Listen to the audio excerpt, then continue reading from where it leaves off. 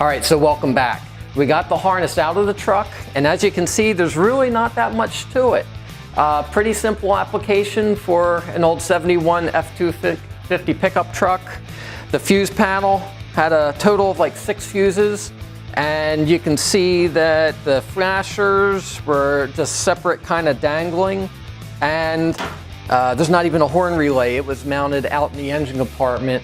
So we're going to replace all this with one of our Bare Bonz wiring kits, the heart of it being the Bare Bonz panel. It has 8 fuses, so it's kind of simple. It's going to take care of all of your lights, dash, engine harness, radio wiper, heater, and maybe an additional accessory to fuse, but that's about it. But it's perfect for what we're doing here. It's going to go in the place of the factory fuse panel real well.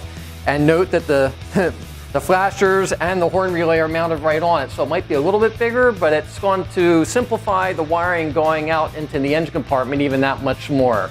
So again, since we got all the wiring out of it, basically the next process will be to install the panel, and then we're going to start preparing some of the places where the wires are going to run out to the 4 corners of the truck. So here we go.